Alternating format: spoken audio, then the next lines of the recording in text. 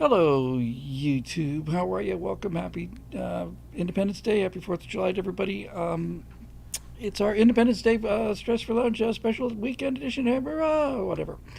Let me just zoom this baby out just a tiny little bit. Your settings panel, yes.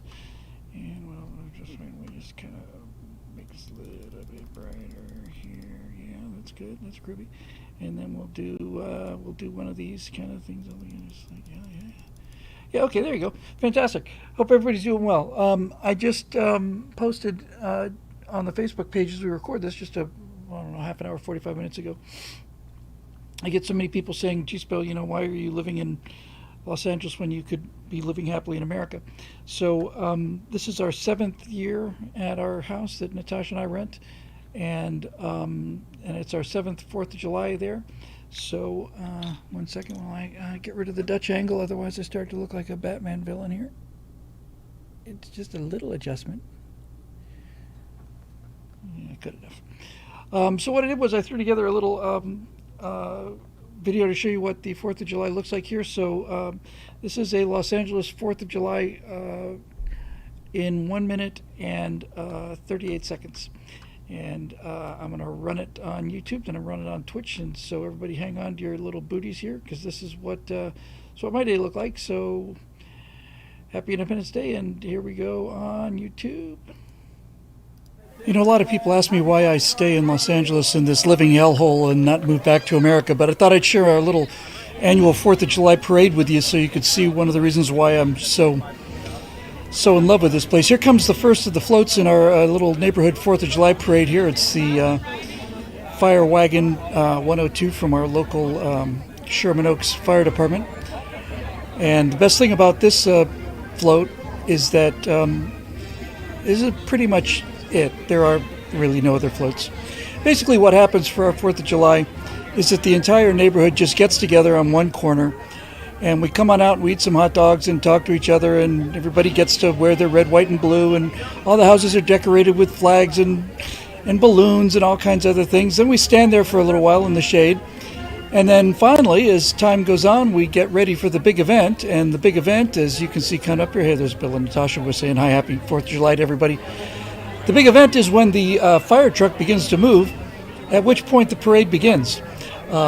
The parade, of course, consists of the entire neighborhood just kind of walking behind the fire truck, and we just pretty much walk through this entire 5x5 block area of America, smack dab in the middle of Los Angeles County. So for those of you who have so kindly often said I should move back to America, the fact of the matter is I still live in Los Angeles, but I live in a tiny little postage stamp size area of America. And I just wish you all a happy Independence Day. A lot of people ask me. So, I'm told that the audio is low on the studio. Is that better? Hang on.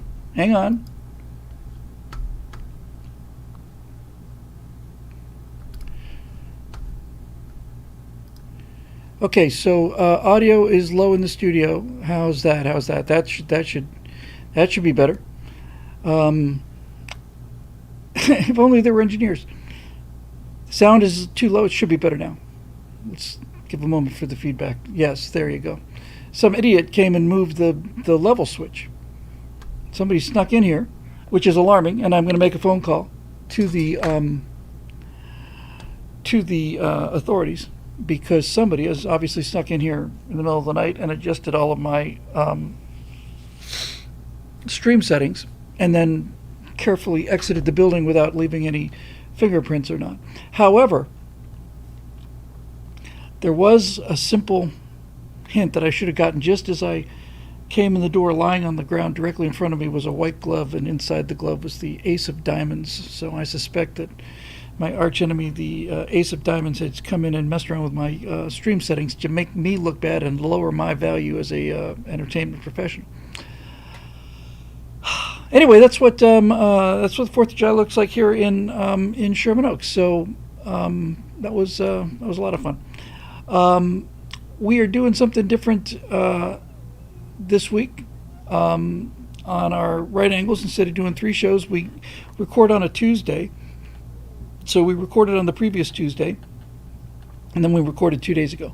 But the previous Tuesday, after that came the debate on Thursday, and then came all of the discussion about replacement. So we missed the entire news cycle. So this week only for Stratosphere Lounge, for Right Angles, we're just doing one show. I'm calling it the Debate a Replace a Palooza show, where all 3 of us just simply come on in, and no structure whatsoever, and just basically argue, and we all have our positions to take, and so that'll be getting up there tomorrow. So I hope everybody else is doing well and having a great 4th of July. I am going to have to do something. I think what I'll do is sprinkle very fine powder around the desk here, and see if I can't catch my arch nemesis when he sneaks in to readjust my stream settings next time. Or wait a minute, that's just confectioner's sugar from the donut I had just before I came in. Never mind, forget that. That was a false alarm. Happy 4th of July from Canada. Well, thank you very much, Canada. That's damn decent of you, if I do say so myself. But that's what we would expect from our Canadian friends. God forbid you should use a video camera. Yeah, well, I tried doing that, and I've got nothing like the room. I mean, look, see, you can't focus that close. And I'd touch it, but I would wash your heads. So anyway, yeah, I'm just having fun, doing the doing things. Got new skins for finally for our DCS stuff, which I've been able to put a little bit of time into. So got squadron skins for the Tritons, VFA 77. And for all of those of you who emailed me about doing the DCS stuff, I've still got these things. I haven't answered any of them because I wasn't ready yet, but I'm pretty much ready now, so there's that. Wall is painted black. I've been waiting for, 7 weeks, 8 weeks now for this super black that makes the wall just completely disappear. And it's from a company called Culture Hustle, and they ran an ad on Facebook, and I looked at the ad, and a lot of people were saying, we never ever got it, we got paid for it, we never got it, or it's taken us months, or whatever. So I just realized I'm just kind of sitting here waiting for something that might not ever show up. So I just went with the flattest, blackest flat black I could get, and we're ready to rumble over there. So that's good. And I suspect I was going to start with Johnny Voight, but I believe I'll start with Mike Rowe if I can grab him availability. Mike's put out a new movie that I'm going to be talking about tomorrow and promoting a little bit for the weekend. And despite the fact that Mike Rowe is in it, it's actually really quite good. So we'll get him in here, and we'll hopefully start with him as Natasha's suggestion. And we'll just talk about, for story mechanics, we'll just talk about why stories are so important, how to tell stories, and what they mean, and deeper meanings, and how we learn, and all the rest of that happy jive. So I don't have a lot of, in fact, I don't have any prepared content prior for this. This is all on you. So we're going to go and knock through the questions, probably try and keep it as brief as the questions tonight, because it is the 4th of July actual, and I've got a couple other things I need to do. But nevertheless, it's good to be here, and I miss enough Thursdays as it is without missing Thursdays that I actually didn't have to miss. So let's see what we've got here in the happy world of BillWhittle.com, where all the men are steely-eyed missile types. All the women are movie star gorgeous, and all the kids are in bed by now. Okay, here we go.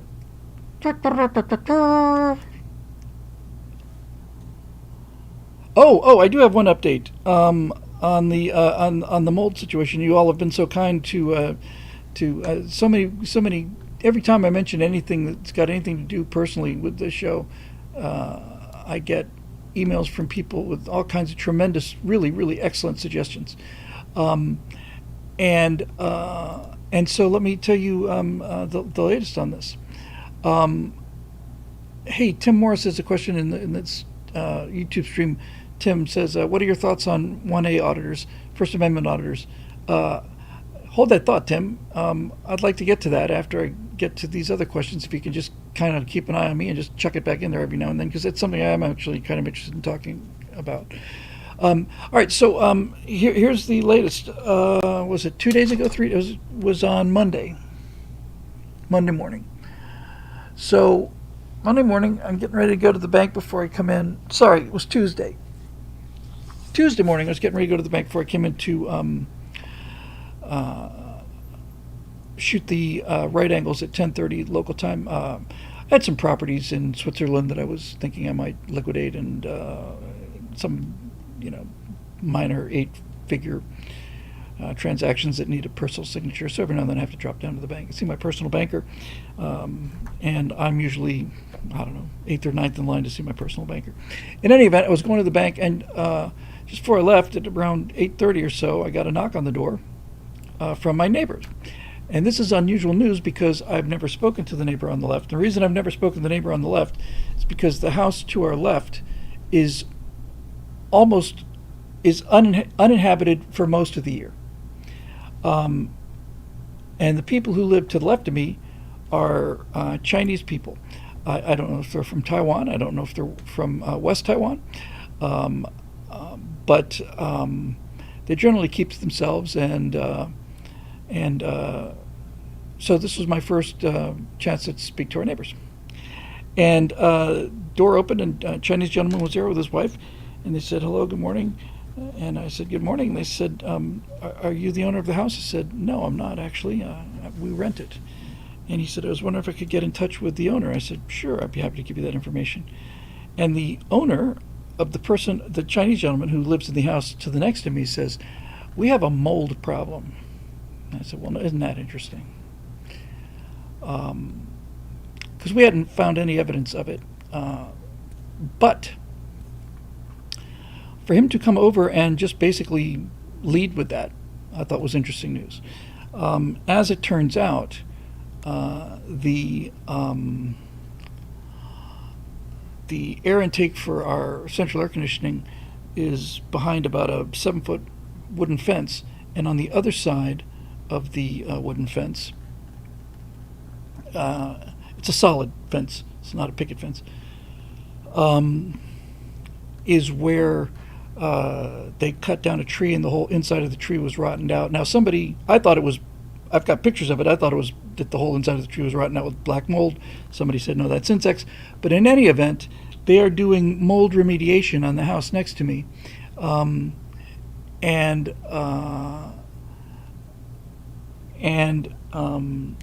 It occurred to me that it's probably about 7 or 8 feet away from the air intake for our central air conditioning. So I went to our landlord. Now, one of the comments that was emailed to me when I mentioned the mold before, which I took very seriously, was simply this: Bill, if you think you've got mold, test for mold, and if it turns out you've got mold, be damn sure that you have it. Hey, here's a first time chat from Aussie Drone Guy. Hi, Aussie Drone Guy. Welcome to the club. And this is the line that went right through me. He said, because if it turns out you do have a mold at the house, your relationship with your landlord will never be the same again. And I said, we love our landlord, love him, consider him a member of the family. He's just been the best possible guy. He's just been so great to deal with. He's just a friend. We love him. We just love the guy. And so when I read that to Natasha, she said, what does that mean? Is this a re-upload? No, this is new content. It's no way to tell from the old content. The new content and the old content are virtually indistinguishable. It's just me basically babbling the same old things again. But I told her it's because there's all kinds of litigation, issues. And she said, "Are you serious?" I said, "I'm not serious, but this kind of thing happens." So I went and sat down to talk to the landlord. I said, have you gotten anything from our neighbors yet? And he said, no. So I sat down and told him the whole story. He hadn't been aware that we were thinking there might have been a mold problem. I said, I wanted to test it first, Steve, and if it came back positive, then we'd come and talk to you, but turns out it's a house next to us. So the good news is that if it turns out that this overwhelming just endless tiredness and mental fog, and is in any way attributable to the mold issue. The good news is the mold's not in our house, so we don't have to move out, and and our beloved landlord doesn't have to fork out a lot of money. I noticed on our 4th of July parade, as we were coming back, I looked over at our neighbor's house, and there were 2 workers inside the house who were just come to the window and just kind of leaning forward and waving. And it looked like the entire living room had just been peeled. So I'm hoping, now of course when they're doing all this mitigation and tearing things down, imagine that puts more of it up in the air, which is probably good, not good. Truth, I lost my apartment 20 plus years ago in Sherman Oaks because of mold hassle. Now I'm in the PNW. Wow. Tom Stratton lost his apartment of 20 years plus in Sherman Oaks on Riverside and Sunny Slope. Hey, neighbor, I know exactly where you are. That's just crazy. So I don't know, all I know about the mold and toxic mold is that it's bad. I don't know what it does to people. Most of the research, the simple research I did, basically says it has, just aggravates, respiratory problems, which we haven't had much of, or allergy problems, too many of those either. But my friend Phil and Bobby did some missionary work, as they are prone to do, in the South when there's some flooding not too long ago. And they said when they went into houses where there was real bad mold, they were wearing full biohazard suits, positive pressure biohazard suits. So it's one of those things where if you go someplace and you've got a problem and you get what looks like a definitive answer, you end up being relieved because now you can start working on the problem. So my hope is that that the source of this toxin will go away. If anybody's had any firsthand experience with this,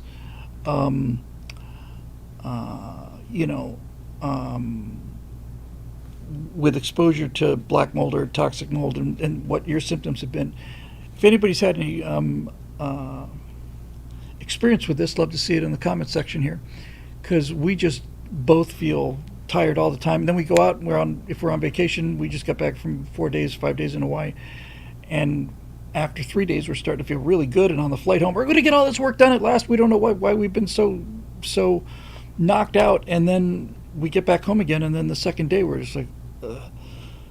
So we'll see. My hairdresser suddenly became an anime fan. That's right.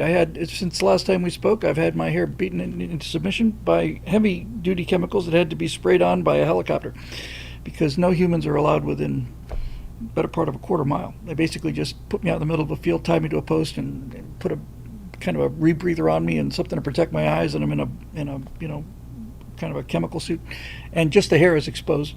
And they go over with helicopters that spray this stuff that straightens the hair out, because that's what it takes. Ted Nugent has several videos about it. I'll look into that. You dive headfirst into toxic boiling mold, you could gain super strength and become a vigilante, says Lady Jane Waterman.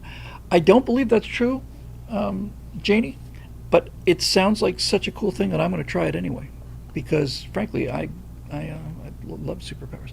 No, I didn't put my finger in a socket. This is it. This is what it does. It's this. Now I have to make some effort to beat this, just because all of the fussy fuss bodies, fuss buckets, fuss pots on Shirts for Lunch.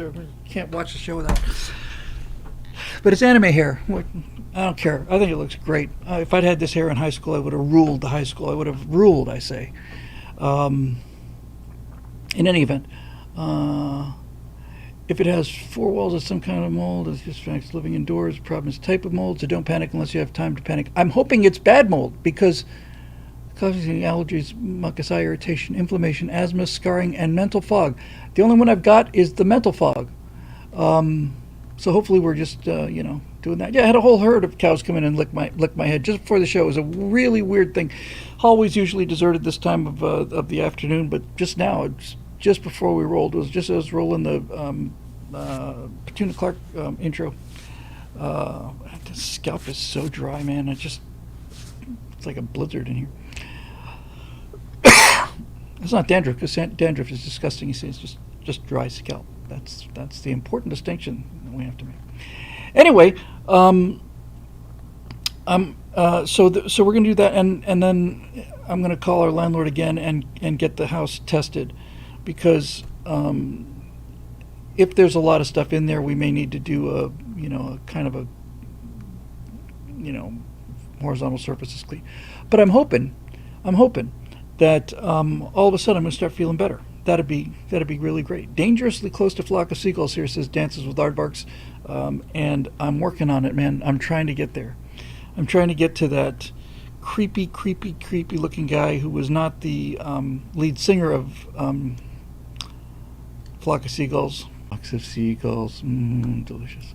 All right, let's see what we got in the question section here, if we're still coming out of this nightmare of insanity. TSL questions for 7424 parentheses, or more likely 7524 by Ian Noland, O ye of little faith. Let's see what we got. It's coming up. It's coming through now, Con. Happy Independence Day, everyone. Okay, so we got an Ian. Let's just have a look. We got an Ian Nolan. We got a Janie Waterman. We got a Jacob Belchek. We got a Guy Bala. We got a Jim Samples. We got an Eric Blake. All the familiar faces. Yeah, we'll do those, and then we'll call it a night. And you'll have my undivided attention. Have we tested the house for radon, Mike asks? I have not tested the house for radon. I will go to that step but the fact that a neighbor comes over and says, "Hi, we've got mold." I'm speculating now, but what my operational theory is. Oh, come on, Bill! Look at this. This is just embarrassing. I have to wear nothing but white from now on, or anime. I have to wear anime colored shirts. So what my speculation is that I know for a fact that our neighbors had not been living in the house for months and months, 6 months, at least like almost since October, so a long time. And I suspect what happened is they came back to do their 3 months here in the good old US of A, found the mold in the house, and then either through their own consciousness, good conscience, which is entirely likely and possible, probable even, or based on somebody's legal advice, immediately came over and said, "Hey, we got a mold problem." Because the way I play this out in my mind, if it's my property and I'm gone for 8 months and I come back and I see mold everywhere, then I can say, well, how could I possibly have known that since I was on the other side of the planet? The instant I found out that we had a mold problem, I warned my neighbors about it, you see? But if it turns out he came back and he had a mold problem and didn't say anything, then he's actually covering up a mold problem. So that's my operational theory. So I'm hoping I'm feeling better, because it has been really tough, just in terms of, it's not hurt, it's just, it's like I've got 100 things to do, and so I can't do any of them. It's just not good. So anyway, there's that. All right, so here we go. For our 4th of July show, political stratosphere lounge, contextual kind of, let's see what we got. From Ian Nolan. Bill, Ian, greetings. Image of Ian Nolan. There's too much 11th Commandment breaking going on amongst the right, particularly with respect to Tucker Carlson, whose comments are being taken wildly out of context. Don't fall for it when they do so with Trump. Why are conservatives falling for it with our talking heads? Tucker's conversation about nuking Japan was almost entirely about the development of the nuclear bomb and how small, seemingly well-meaning discussions can take people down paths that aren't good for the world. And he is most emphatically not pro-Putin. He's trying to highlight the abuses Western governments are hiding behind the distraction of the Ukraine war.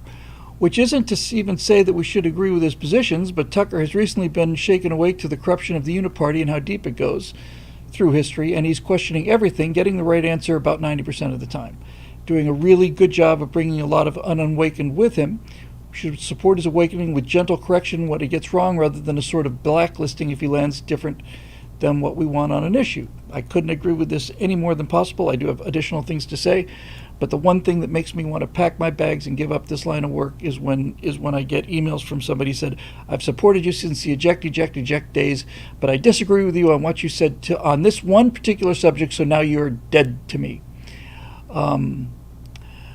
So And I saw that, Tom, thank you. Important item when mold testing sample air in multiple rooms and outside in multiple areas with focus on fresh air intakes. The report is prepared by the one who pays. Keep that in mind, yes. And they told me that I'm sorry, didn't forget you, Ian. They told me that the way they do that is they do an outside sample and an inside sample, but since we're right close to the super spreader, if this is indeed the case, then our outside sample would be reading artificially high, and since the outside sample would be taken a few feet from where the mold is coming from, and the inside air conditioning sample would be the same, the delta wouldn't be as great. In other words, if the mold was in the house, you should get a decent, relatively low sample outside and a much higher sample inside. But since both of them are coming across the fence, they should both be quite a bit higher than normal, and the change between the two should be relatively small. That's what I'm thinking when I use my monkey brain here. By the way, back to Ian, I recommend on your own time, it's 20 minutes, watching him deliver this master class, the best I've ever seen, in taking apart hostile media questioning. So let me just answer this question about Tucker. First of all, I am one of the world's most preeminent scholars on the 11th Amendment, in which I believe wholeheartedly. And as I said a moment ago, nothing makes me want to get out of this business than having somebody say, I used to agree, I agreed with you on everything, but I disagree with you on this now, you're dead to me. Shots from behind are unbearable. You'd expect shots from the front in this line of work, but when people snipe at you from behind because they said something you disagree with, then that's going to be terrible. I mentioned earlier that the show that we're doing this week is a one-part right angle with just a 25-30 minute widely open discussion, not prepared questions, just a firing round kind of thing. Scott said a number of things that I disagreed with, and I know he said a lot of things that some of you will disagree with. I say things that some of you disagree with. At the end of that session, I closed with what I'll say right now with regard to Tucker and everything else, and that is, first of all, we're on the same team. Secondly, the ability to disagree about things is how we find out where the truth is, and we don't fall into this mental, fatuousness where we're absolutely sure we're right about everything all the time. And third and most importantly, I said while I disagree with Scott on a lot of this stuff, I don't doubt his motives. I don't doubt his reasoning, and I especially don't doubt his patriotism or his intent. We just disagree, and that's how it's supposed to be. So keep that in mind when you see this episode coming up. I said to him, he may be watching now. He's often watching now, and if he is, I'm proud to say it again. I not only do I not doubt his intentions but I completely trust his virtue. He's corrected me on many occasions, and many occasions given me a great deal to think about that's modified my opinion about things. And really, the fundamental difference, I think, between us is, as I said on the show, I am deeply saddened that I cannot be as idealistic as he is anymore. That doesn't mean I'm right and he's wrong. It just means I'm sad that I can't just be that conciliatory as I once was. I just find that I just can't, not just because of personal meanness, but because I think that there's very good tactical and strategic reasons why we need to do some pretty fundamental house cleaning. But in any event, not to give any of that away, but this idea is important. Now, with respect to Tucker, everything I just said about Scott and the differences with everybody else that I've had, apply that to Tucker. He's had enormous influence. He has enormous reach. He's not only, as you say, converted a lot of people, but he's provided, comfort to the troops on the front line on our side for the longest possible time. He has enormous reach and enormous influence, and far more than I do. But he's dead wrong about the atomic bombs. He is dead wrong, and he's not saying, well, gee, it led us down some bad paths. He said repeatedly on multiple occasions he considers it a war crime, and he's just plain wrong about that, and it's a slander that this country does not deserve. The atomic bombs saved lives. They saved a lot of American lives, but that wasn't the president's job. His job was not to save Japanese lives, rather. His job was to save American lives. We saved, in the invasion of Japan, which was planned for and coming, unless we had firebombed them into submission. That's the other alternative. We could have ended this war perhaps without the atomic bombs in 1946 after another 5-6 months of firebombing, because the Japanese simply weren't going to surrender. And the reason we know they weren't going to surrender was because we warned them that we would drop a big old bomb on one of their cities, and they didn't surrender. And then we dropped a bomb on one of their cities, and they didn't surrender. Then we dropped another bomb on one of their cities, and they still didn't surrender. So this idea that they were trying to surrender is the biggest farcical part of the argument. Oh, the Japanese were trying to surrender. Well, guess what? When it came time for them to actually surrender, you know what they did? They got on the radio and they said, "We surrender." And they could have done that at any time. So this idea that somehow somebody was tied them up and put them in a basement and then they were trying to surrender, they just couldn't, is just flat out wrong. It's a lie. Our casualties were getting higher and higher and higher. We lost 1,500 people on Guadalcanal. We lost 7,000 on Iwo Jima. We lost 13,000 on Okinawa. We lost more ships in the Battle of Okinawa to kamikaze attacks than the U.S. Navy has lost in its entire history combined. And the resistance was getting stiffer and stiffer and stiffer, not weaker. So this idea that they were about to surrender anyway is just plain wrong. It's wrong. And to say that and to come out and say they were trying to surrender is wrong. And you should know better if you're somebody like Tucker Carlson with that position of reach. Likewise, this idea that this is a war crime is also a ridiculous argument to be made. Well, we dropped a bomb on civilians. Well, guess what, Tucker? It wasn't just an atomic bomb that was dropped on civilians, and the bombing on civilians, as far as the United States is concerned, started on December 7th, 1941, and it wasn't us doing the dropping. So, this idea that you can fight a war and have weapons or even just the idea that somehow you can separate the civilians out from the combatants, the non-combatants, that you can separate these two things out, is just plain insane. The army that was going to be defending the island that Hiroshima was on was stationed at Hiroshima, and the bomb went off above their parade ground. So if there were civilians in the city where they manufacture things in their cities, then that's just the way it goes.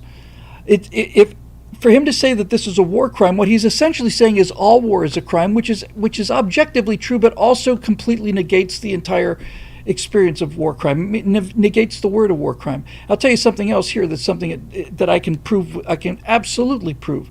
More people died in World War II from samurai swords than died from atomic bombs. Absolutely more, and probably an order of 2 orders of magnitude. The Japanese killed something like 20 million civilians in China in the years before the attack on Pearl Harbor and into the Second World War, and most of those people were executed by samurai swords. Samurai swords killed 10, 20, 100 times more people than the atomic bombs did. I'll tell you what the atomic bombs did. They ended the war. And you don't have to take my word for it. You can take Hirohito's word for it. When he read the surrender, he said it is the development of this new weapon that is causing us to agree to the proposals of the joint powers. In other words, we can no longer pretend that we can win this war. What the atomic bombs did was it allowed the emperor to surrender because it provided him with no other choice. And to be this wrong about something this important and to contribute to the anti-Americanism that is going on by him promoting this line of discussion is irresponsible and repulsive. And that's just the way it is. So while I agree with Tucker on 90%, 95% of the things he says, just plain dead wrong about this. And it's done incredible damage because he's contributing to a lie. And the damage is not just giving the liberals ammunition. The damage is he's getting conservatives to be saying stuff like this. Well, we never should have fought World War II. Oh, really? Oh, really? That's not our war. Okay. All right. Okay. If that's really where you are now with regard to World War II, then we're a long way away from being the arsenal of democracy. We're a long, long way away from being the last best hope of Earth. We're a long, long way away from that. So that's all I have to say about Tucker. And I would love to go on the Tucker Show, and I would love to explain to him calmly where he is incorrect. And he's incorrect about everything on this. And when I heard him talking about this, or I don't remember if it was this or Ukraine or whatever, but he was talking about something, and he says, look, I'm a father, and I've got kids, And the idea of sending kids off to war to be killed is repugnant. I'm not going to back anything that could have my kids go off to war and be killed. Something very similar to that. That's not a direct quote. I don't want it to sound like it's a direct quote. But I remember him saying, as a father, I can't justify any policy that would have my children go off and die in a war. And I think to myself, well, that's pretty bloody convenient for you, Tucker. Because here it is, the 4th of July. And we are here on Independence Day celebrating our independence and our freedom because other people's children went off and died in wars to keep us free and to keep the world free. And I find it awfully, awfully convenient to say that I'm going to be the arbiter of what is and isn't a war crime or a anything that's worth anything that involves me sacrificing my family is simply not in America's interests.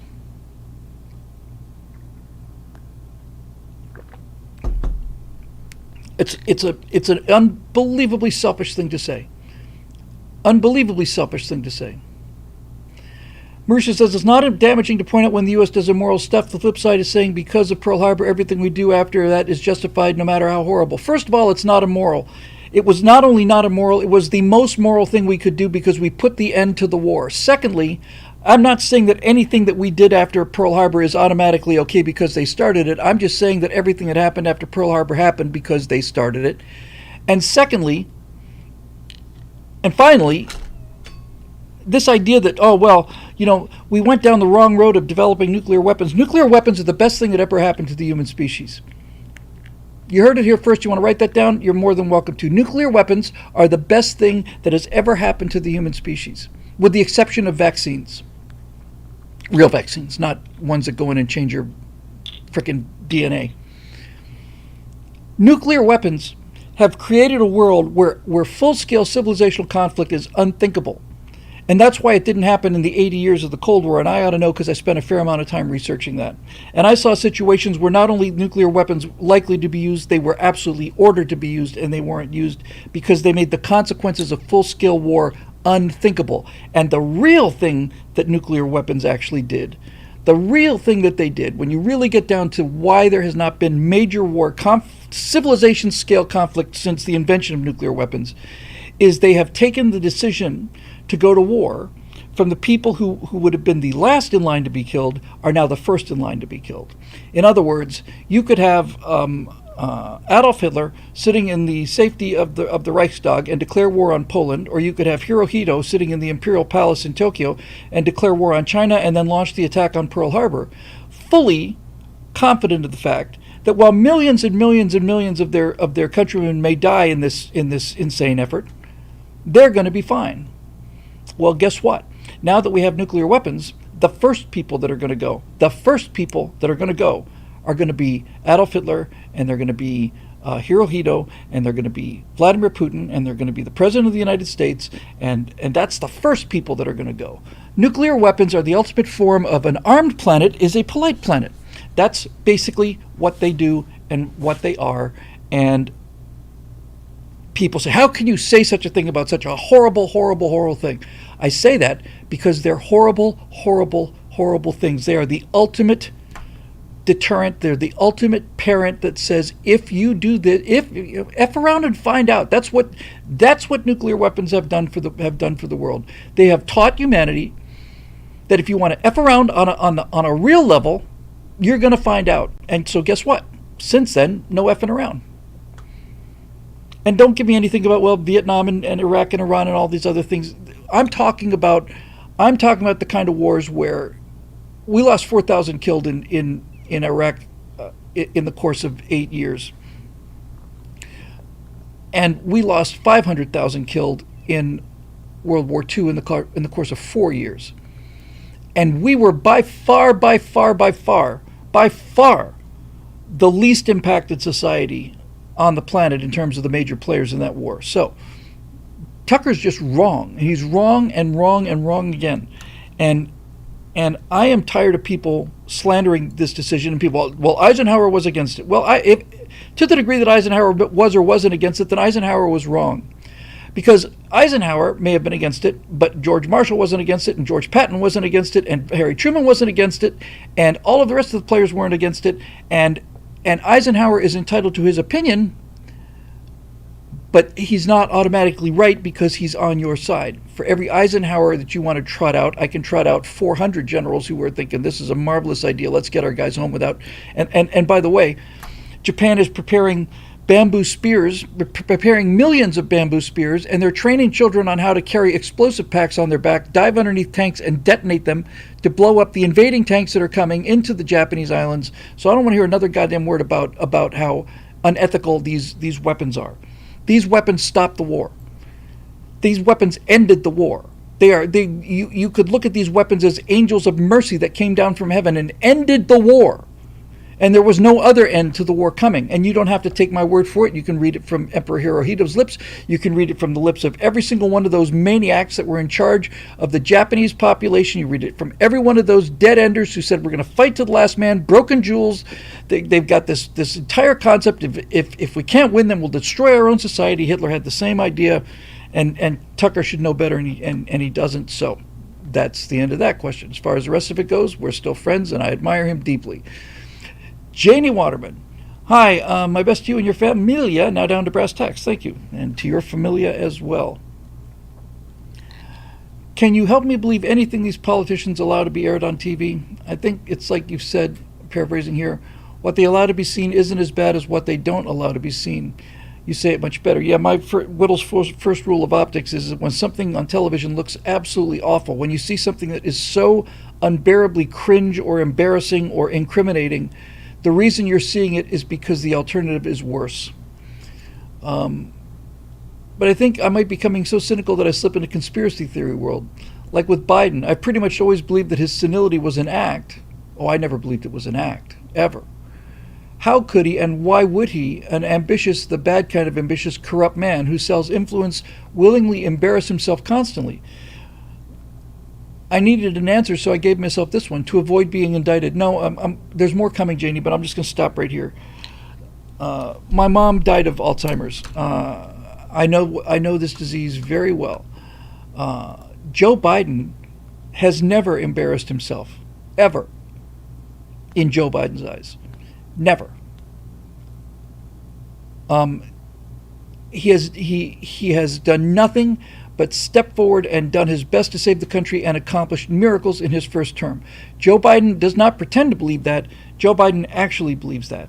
And Joe Biden is immune to embarrassment about shaking hands with people that aren't there and or potentially bending over to sit in chairs that aren't there, or maybe that's the most charitable case of what was going on there. He is absolutely 100% not only clueless about how bad he looks, but also convinced that he is the prince of creation and that the world is his oyster and he's eating it and the world is eating out of his hand. He's not faking his senility. That's the thing about senility. You know what it is very much like? This is something that most everybody else can relate to. Here's the problem with being drunk. The problem with being drunk is you don't realize you're drunk. When you drive drunk, which I've done when I was a younger person before I realized the consequences of this, like all stupid young people. I didn't do it on purpose, but looking back on it, I said, I must have been out of my mind. When I was back in my dating years, I got myself a little pocket blood alcohol tester, a little breathalyzer thing, practically fit on a keychain. And when I was doing my dating years back in my 50s and if I went out and had a couple of drinks at a bar, I would come back out to the car, and before I'd start the car, I would run this breath test. And if I was over whatever the legal limit in California is, a 0.08 now or whatever it is, it'll be, you have a fruit juice from now in California, you're going to be hauled away. But I would, if it turned out I was over the limit, I would sit there until I was not over the limit. And that doesn't make me a saint. It just makes me a person that realized I got lucky that I didn't murder entire families full of people on those few occasions, which I might add, few occasions when I did that. But back to being drunk. If you've ever seen, everybody got their drinks ready? Speaking of drinking, here comes your shot for the night. If you ever watched the body cam videos, You'll see police arguing with drunk people, and they will make the same argument again and again and again and again and again. What am I being arrested for? I just told you. Well, what am I being arrested for? I just told you. Yeah, but I didn't do anything. Well, we just told you. But I'm stood in the back of a police car. What did I do? We just told you. We just told you. We just told you. We just told you. This is like being drunk, and you can't argue with drunk people. And when drunk people are sure that they either did do something or not do something, then there's no talking them out of it until they sober up. The problem with Joe is he's never going to sober up. He's just going to get worse and worse and worse. His brain is cheese now. It looks like Swiss cheese. Big holes in his brain where there, to be perfectly frank about it, he didn't have a whole lot of cells there to begin with. But he has quite literally lost his mind.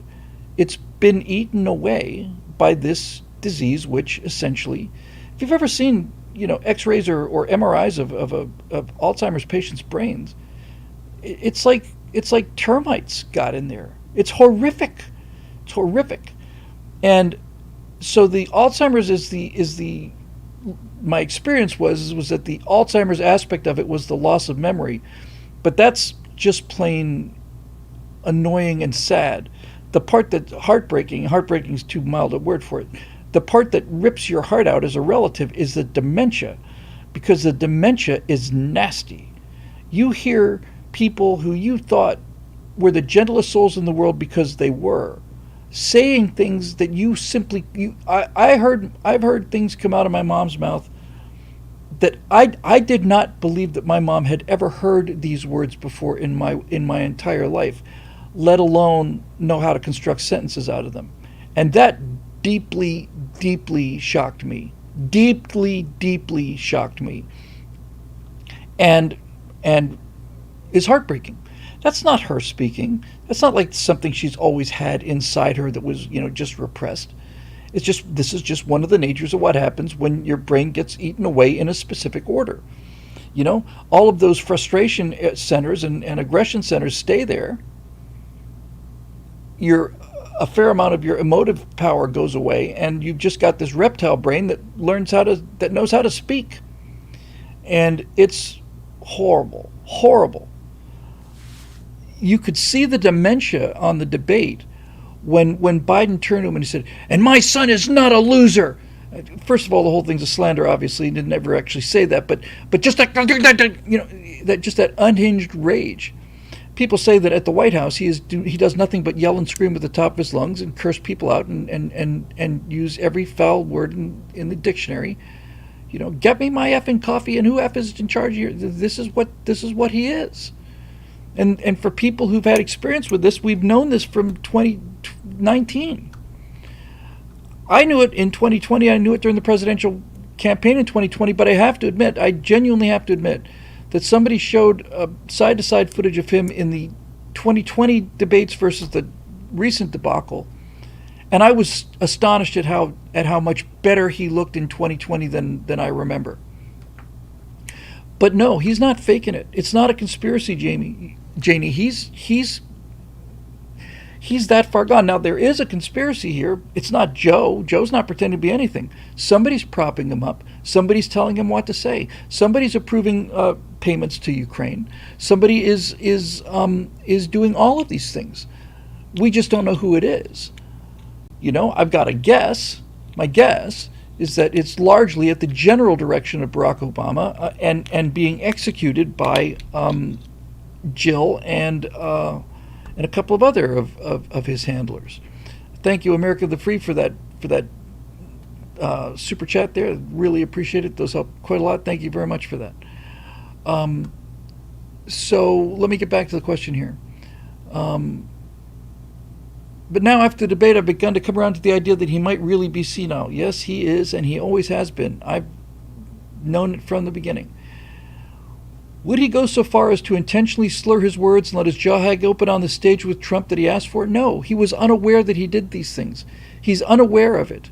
Did you see his face in the thing afterwards when Jill said, "You're a good boy, Joe. Good boy, Joe. Good boy. Good president. You answered all the questions." Did you see him? He's just... I did? Really? Yeah, Joe, Operation Good Job. President, good job. That's Joe genuinely believing that he aced the debate. What has he got to compare it to? Nothing. He's got nothing to compare it to. If Jill says, if Mommy says you did a good job, Joe, then he did a good job. Good. And he can smile, maybe get his ice cream afterwards. Has it ever crossed your mind that Biden's senility could be an act? No, not once. Never once. Genuinely, never once. Did I ever think he was acting? I've known from the beginning what this looks like, and I've known for an absolute certainty that he has been incapable of being the president of the United States, not just for the last year or two, but from the very beginning. And by the way, Joe had some work done. He had a lot of facial surgery done since he was vice president. You look at him, and even as late as 2016, doesn't even look like the same guy. Had a lot of work done, and that the Biden smirk, this thing. This thing. I'm quite convinced he had a massive stroke off stage during the Trump administration, a big one, and when it looked like in 2020, when it looked like Bernie Sanders was going to be the nominee, they said, who have we got? We've got nobody. Well, what about Joe? Well, Joe's barely able to frickin' say his own name. Well, we got the COVID thing, which was convenient, very convenient. So we'll keep him in the basement. We'll have him read his teleprompter, and we hope he doesn't ad-lib too much. And Joe is a mean-spirited. The thing about dementia with Joe is that in Joe's case, it is mean-spirited. My mom was the most gentle-spirited person I've ever met, and most people that knew her would agree with me on this. But for Biden, he's always been a mean man. Listen, fat, that guy. In the 80s, he was challenging people to step outside if they doubted how smart he was or his law degree or all the rest of it. He's just a bad man. And I really, really do not want him to drop out of the race because I want Trump to beat him. I want to see his face when he's beaten. There's no way they can cheat their way out of this. By the way, we constantly on the show refer back to the election betting odds, and something interesting happened at that debate. Well, first of all, something quite dramatic happened at that debate, but it's also interesting. Wow. At the day of within hours of the debate, Trump had gone from about 51% chance of winning, 52% chance to winning, up to about 56% chance of winning. Biden went from 37 down to about 21. Now, looking at the odds as we record this, for the people who are putting their own money on the line, not what they think they want but what they expect to happen based on the fact that they put money on the table. The whole thing has gone completely inverted now. Right now, the chance of Trump, according to the betting odds, chance of Trump winning the presidency in 2024 is 57.6%. The next closest, and this actually shocked me, is Kamala Harris, who has surpassed Joe Biden. She is now at 18% likely to win, and Biden is at 11% likely to win. When Harris passed Biden, I thought, wow, that's how bad it was. So the anomaly was, at the debate, Trump went up about 6 points, but Biden dropped 20. It wasn't symmetrical.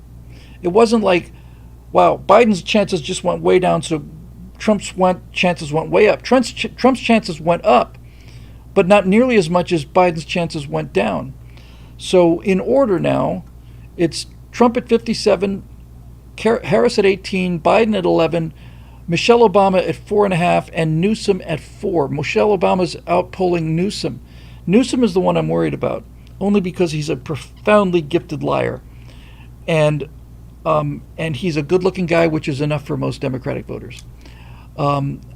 Michelle Obama is not going to do it. Michelle Obama doesn't want to do it. Michelle Obama is not a politician. Michelle Obama has never once issued the slightest particle of interest in running for office. She did not enjoy her time as First Lady in the White House. I think Michelle Obama is absolutely 100% out of the question. However, Newsom is, on the other hand, been waiting his whole life for this moment. I still think Trump would hand Newsom his lunch, but Newsom is good. Is a damn good liar. Now, of course, we have an insurance policy, and the insurance policy is Kamala Harris.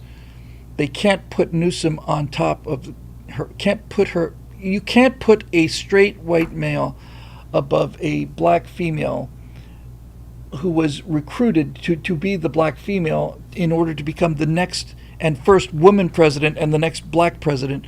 That's what Kamala Harris was recruited for. So you can't just come along, even if, forget about laws, forget about the law and campaign regulations. That's never slowed them down before, not since Torricelli. They just do whatever the hell they want to. But they have a philosophical problem, not a structural problem. If they wanted Michelle Obama to be, if they wanted Newsom to be the nominee, they could do it, but they would lose a lot of their support among women and a lot of their support among blacks if they did so. And so it's going to be either Biden or Harris. And if Biden steps down, here's the beautiful part about this whole thing. If Biden were to step down now as a result of one debate, then this is really gorgeous when you really get down into the weeds about it. If Biden drops out of the race now because of one debate, that's not just an indictment against Joe Biden. It's an indictment of the entire mainstream media. If that wake-up call causes him to drop out of it's not like you had a bad night, Joe. It's like everybody has seen it. And so you have to start asking yourself questions. And apparently there are some liberals who actually still think, well, we thought that Biden was sharp as a tack. We didn't realize that he was so far gone. Well, we did. Those knuckle-dragging conservatives who are just so stupid religious people were right about Biden, and we were right about ivermectin, too. We were right about hydroxychloroquine. We were right about the vaccine. We were right about the face mask. We were right about all this stuff. And it's not an accident that we were right. It's not like we're automatically right. It's right. We're right because we have to defend these ideas in public, and so got to be right.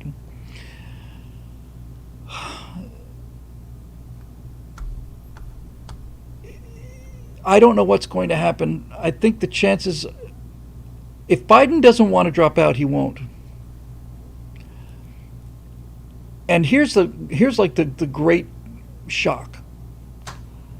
If Biden doesn't want to drop out, there's nobody can make him drop out.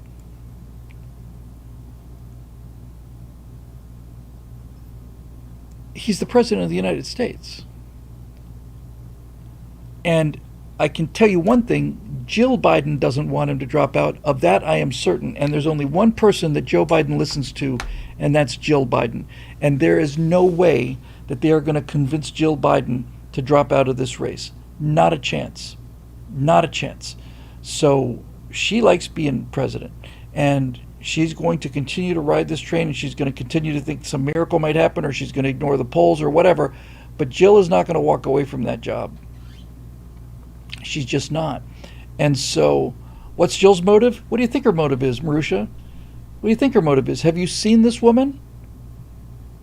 She's the President of the United States of America. That's her motive. It's pretty simple, really. She went from being a babysitter to President of the United States of America. And by the way, I saw an interview with Jill's former husband, who was babysitter or something for the Bidens. And Joe and she developed an affair while she was still married to her husband. What a class act all three of these people, well, those two people are. What class acts? What absolute pinnacles of morality, decency, integrity, and honor the Biden family is. I give you my word as a Biden. Next time he says that, I hope that a snake leaps out of a bush.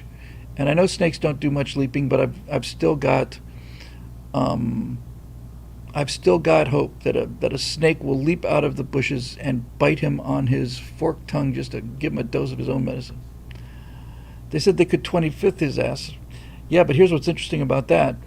If they wanted to use the 25th Amendment to remove him from power, There's a lot of Democrats that would be behind that, but some of them wouldn't be. But I suspect that there would be no Republicans behind it. I think there's nobody we'd rather face than Joe Biden in the election, except for possibly Kamala Harris.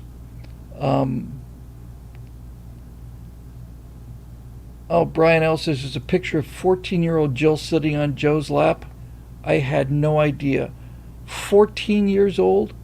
I thought that they met when she was in her 30s or something. Wow. So I think Barack's basically, sending down the signals. But Obama, look, Obama doesn't want to touch this thing. He's radioactive. He made that one appearance to endorse his vice president, and when he had to escort him off, come on, Joe, this way, Joe. You could just see the cringe on Obama's face, because Obama is just plain evil, but Obama's not senile. Obama's savvy. I don't think Obama's a particularly smart guy. In fact, the fact that he was the editor of the Harvard Law Review and didn't write any law reviews while he was the editor of the Law Review tells me he's not that particularly brilliant.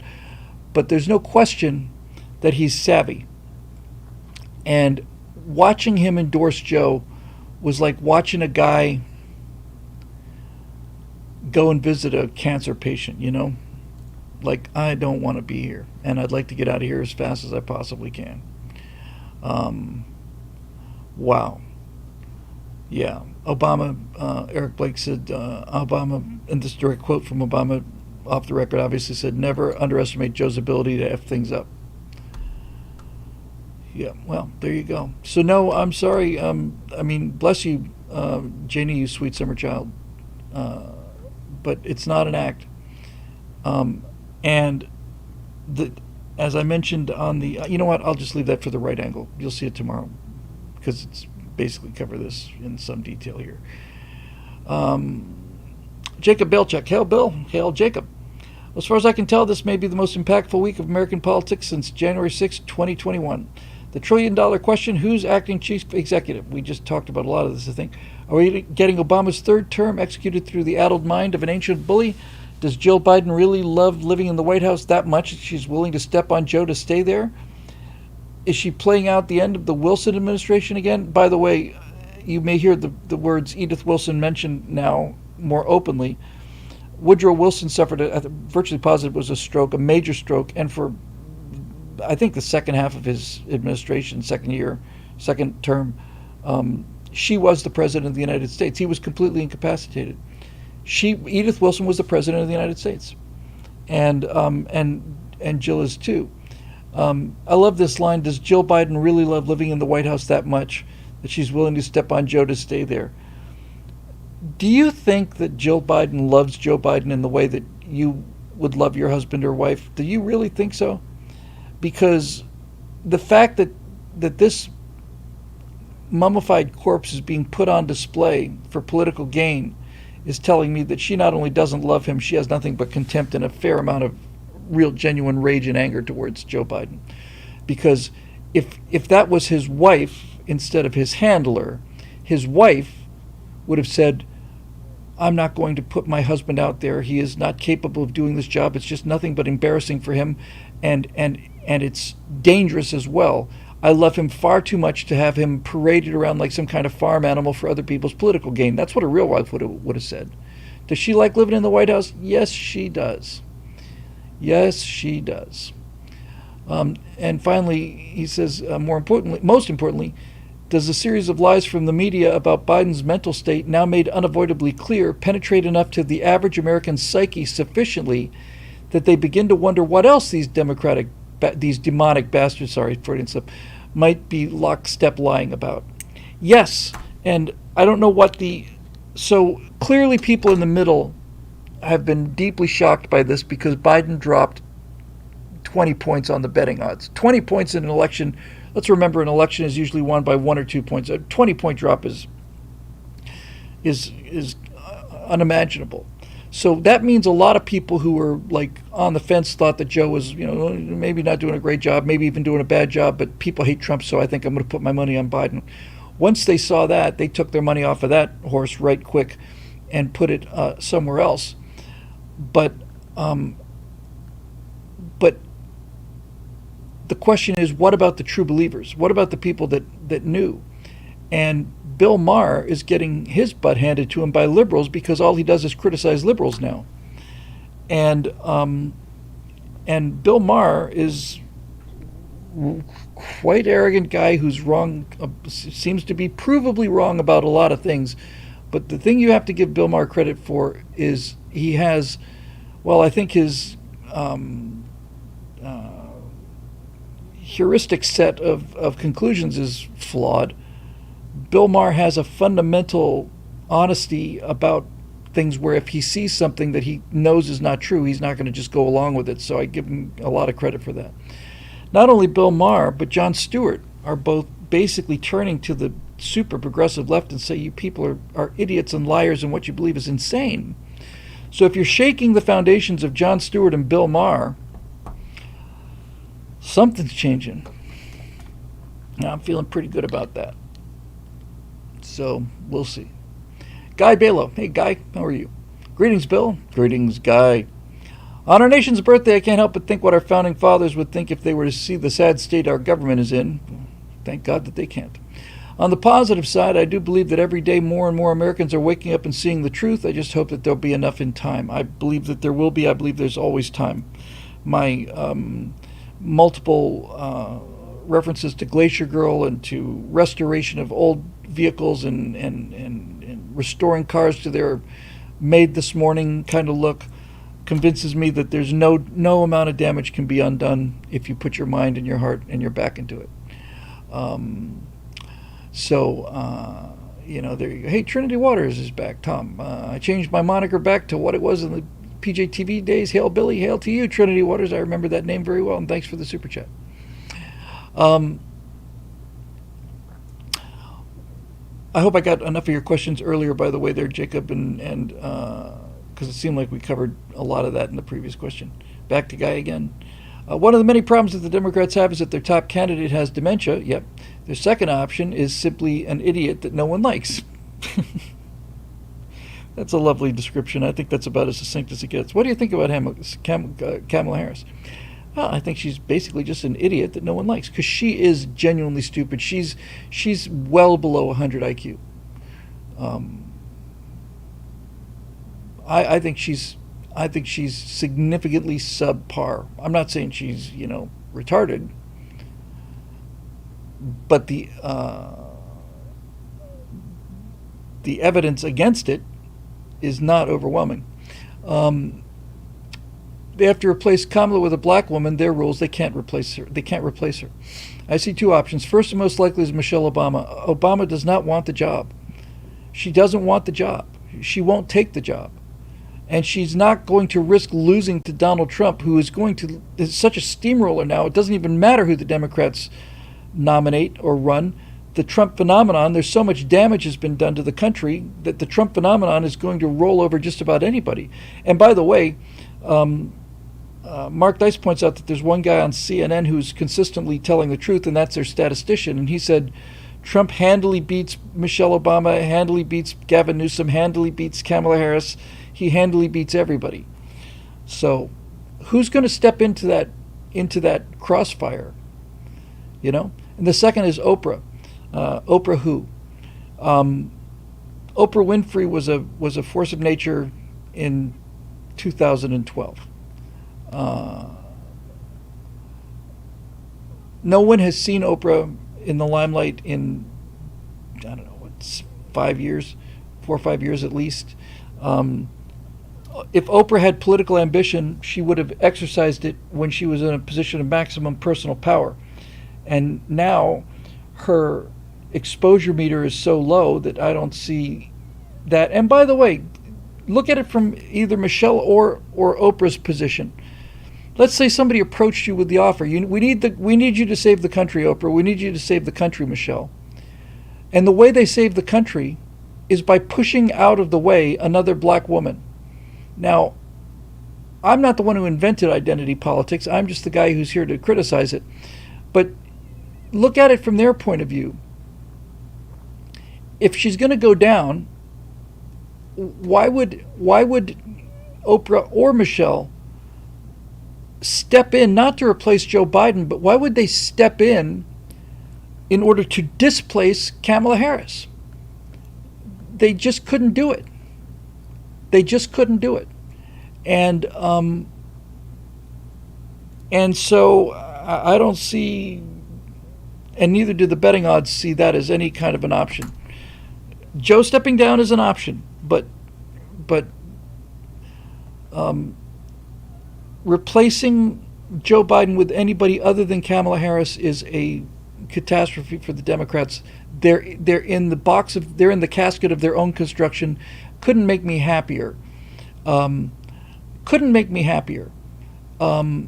So I love watching them flail around, and it'll be interesting to see what they do at their convention. If Joe Biden decides not to run again, it's an indictment of their entire term. See, if we had any sense on the Republican side and Joe Biden does drop out, what we say is, well, Biden did not become insane overnight. Joe Biden didn't just suddenly wake up one day with this kind of mental disability. This is an indictment of his entire administration. His entire administration has been the ravings of a madman who now admits that he is not capable of being president of the United States. Well, he didn't become incapable of being president of the United States the night of the debate. He's been incapable of being president the entire time. And the people who have been the so-called Democratic Party, that is the so-called protectors of our so-called democracy, have been running the country by unelected people who not only weren't voted for, we don't even know their names. That's what Joe Biden stepping down is. That's the logical, inescapable conclusion of Joe Biden stepping down and saying, I'm not capable of being president of the United States of America. Then you are basically saying that the Democratic Party has been running the office of the presidency for 3.5 years by somebody who is unknown and unelected. And so much for you and your entire brand. You're no longer the brand of the working man. You're no longer the brand of the little people. You don't care about inflation. You don't care about any of that stuff.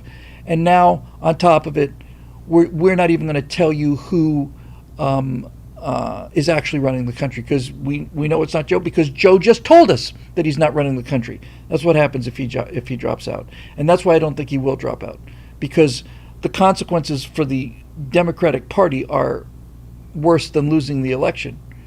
It's an admission that they've been governing from closed doors, from behind closed doors. So we'll see.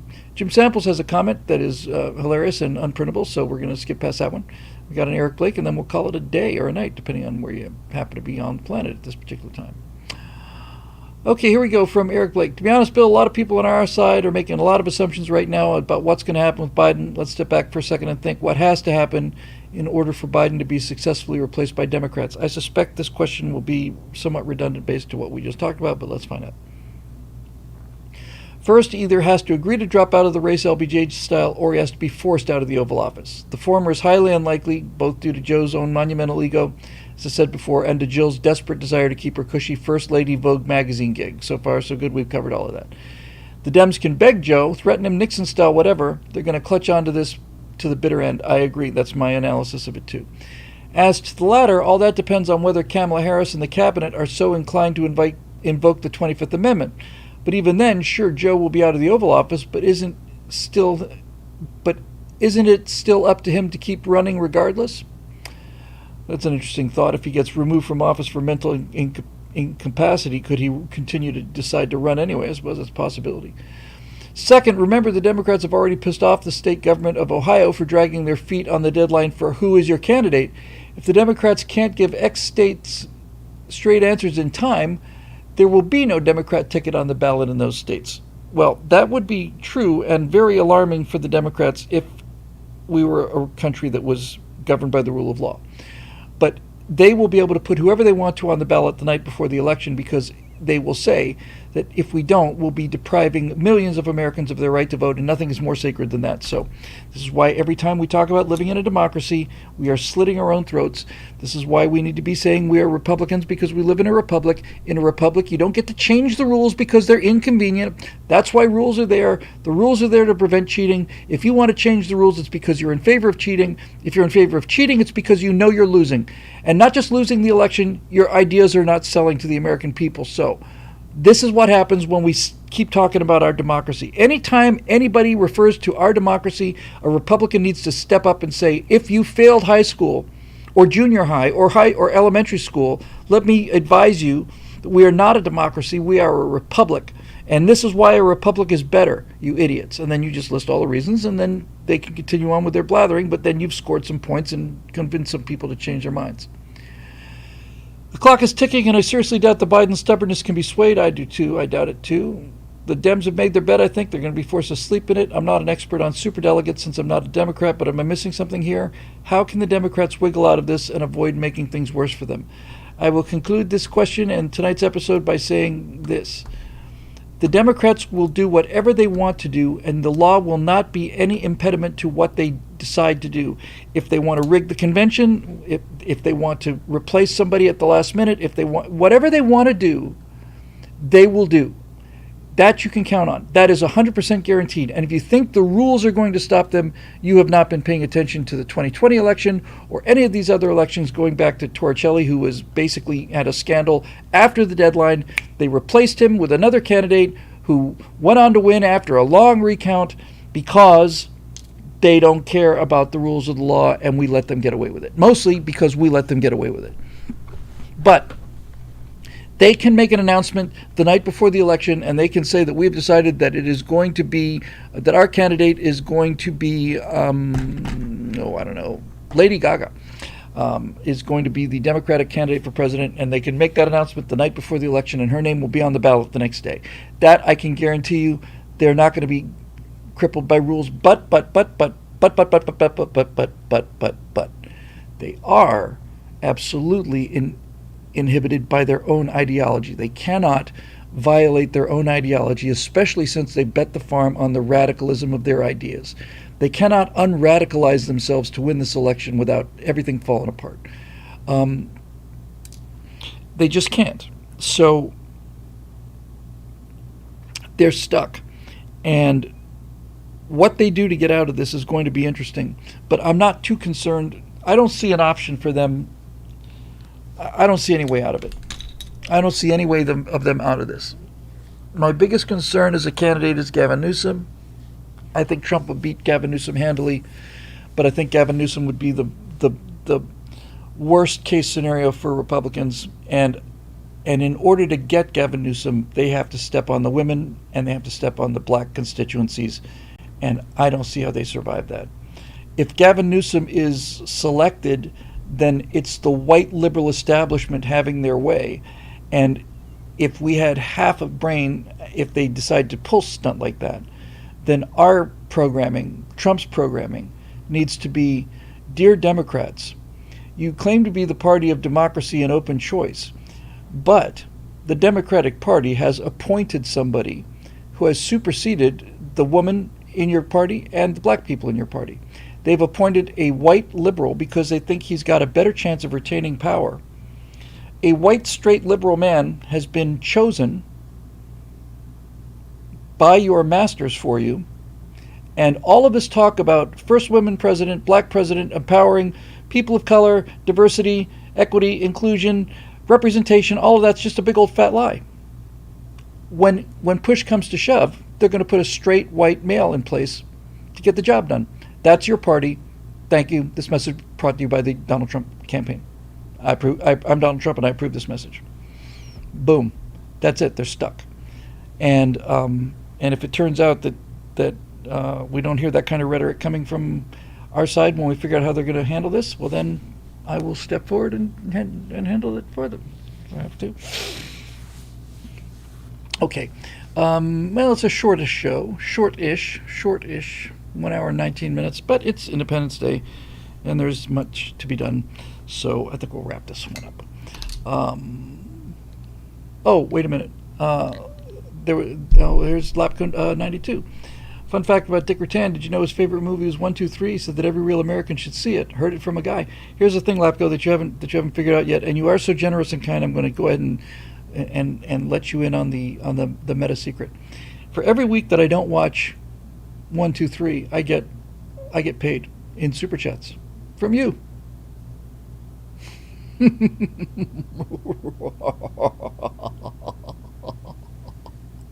I'm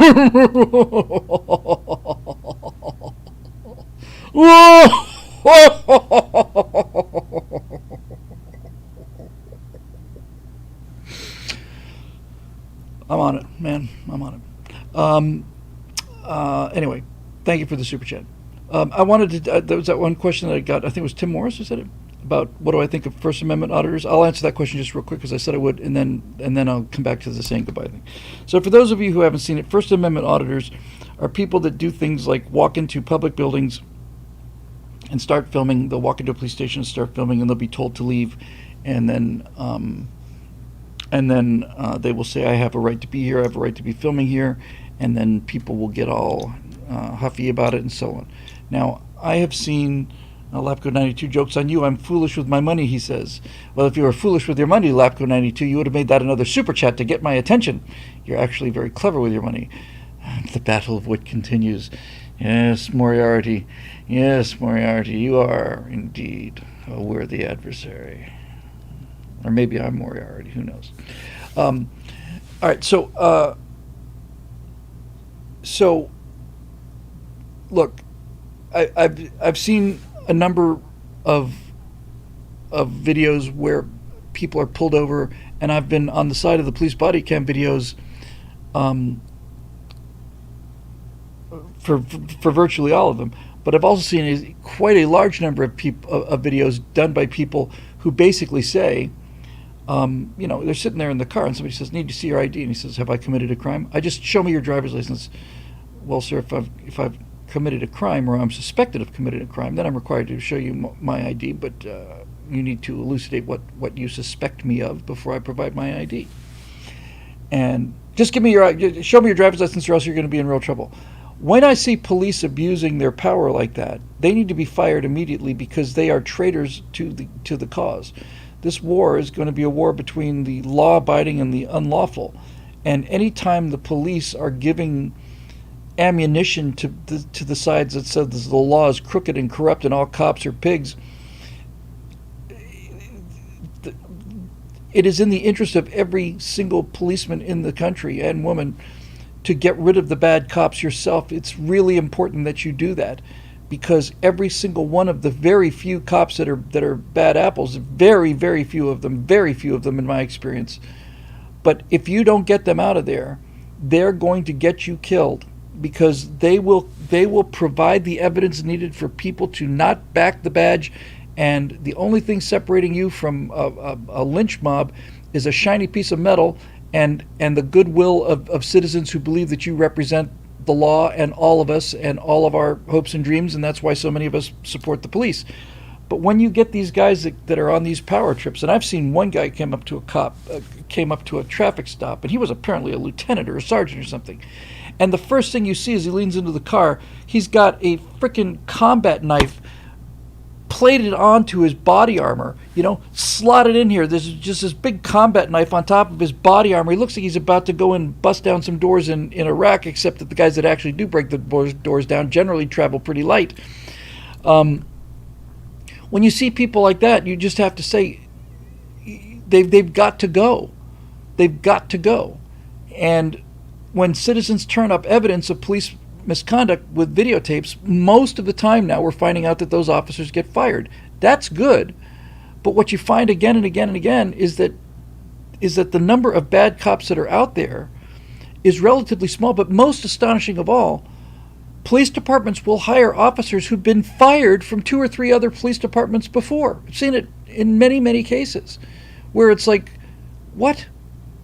What's the matter with you? Are you out of your minds? Well, we need officers real bad. Well, you don't need this. You do not need this. This is the last thing you need. Smarten up, Smarten up. That's right. Lord Lesko Brandon said, reasonable, articulable suspicion. I'm not going to argue with. Look, if I get pulled over and a police says, "You know why I'm pulling you over?" and I said, "Well, I don't, but I'll bet it's speeding, isn't it?" That's going to be my answer.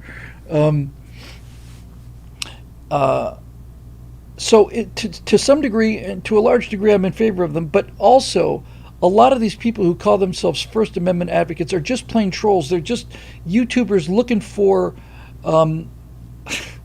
They're just YouTubers looking for attention, and they're just dicks.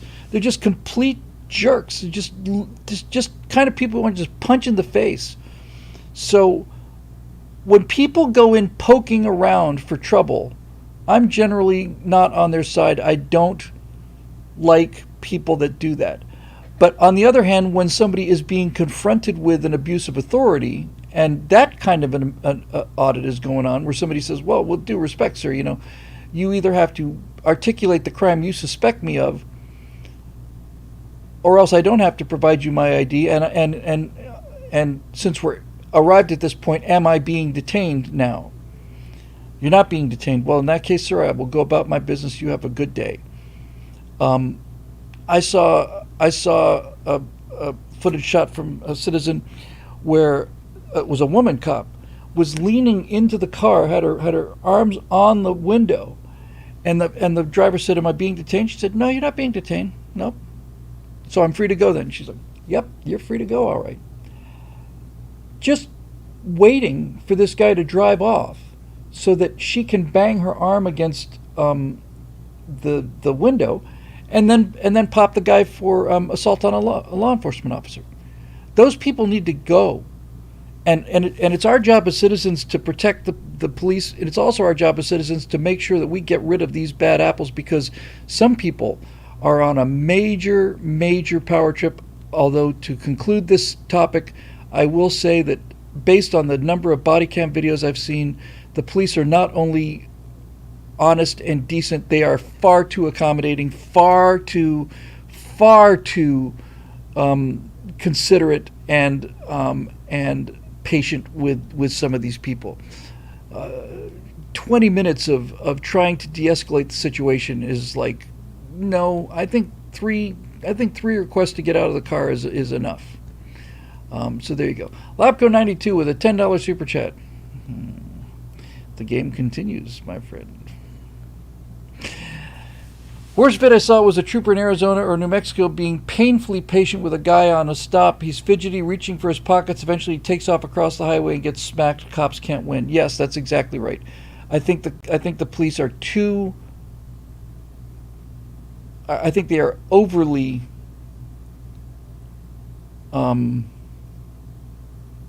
What's the word I'm looking for? Not concerned. They're overly solicited. They just allow this stuff to go on too long. You just have to comes to a point when you just say, when you're arguing with a drunk person, you're being if you keep this up, you're going to be arrested for drunken, disorderly, and public intoxication. Ma'am, this is your second warning. Ma'am, this is your final warning. If you do not stop this, then you're going to be arrested. That's it. Handcuffs out. This is a you can do this in 60 seconds. You don't have to make this a 20-minute negotiation. Well, we can get you to your car. What about my phone? What about my GD phone? Ma'am, you're in danger of being arrested under these charges. This is your warning. This is your second warning. This is your final warning. Click. I didn't do anything. Of course you didn't. Lenient, yes. Overly lenient. And it just encourages the bad behavior, especially with people who've never been told no. They start arguing and they demand their phones, and the police are saying, well, we'll find your phone, or we'll drive you here, or I'll call your husband, or I'll do this. It's like, no. If you give me my phone, I'll do this. We're not here to negotiate. We got called. We got a 911 call to come here because of you. Now we're investigating to see whether this call was justified, and it looks like it was. So straighten up and fly right, or be prepared to go to the clink. See what I did there? I used a couple terms that haven't been used in 50 years here in this great country of ours. All right, so anyway, this show is made possible by the members of BillWhittle.com, who are with us on Independence Day. They're with us on every other day of the calendar year, and to whom we are eternally grateful. Thank you again for all the super chats and all the fun and all the fish and all the rest of the great stuff. We will be back on Monday. Hopefully we'll have some fun stuff to talk about, and maybe some DCS invitations can go out and all the rest of that happy jazz. Meanwhile, I'm going to put together the right angle and the backstage show for the week, and then I'm going back to my home in Moldville which might be improving enormously since then. Have a great 4th of July weekend, everybody. Don't forget don't forget the story of Glacier Girl and restoration, restoration, restoration. There's nothing they can destroy that cannot be rebuilt back better than it was before. Build back better is actually a pretty cool motto. It's just employed by evil people for evil gains and by the people who who are actively making things worse on a daily basis. All right, so to our friends over on YouTube, 170 of you. That's actually really quite impressive considering the quality of the entertainment that you're getting here. Thank you very much. Oh, okay. I get an electric shock administered to me every time I start thinking this is an awesome show. Thank you for being here. Don't be evil, and we will see you on Monday night, YouTube. So take care.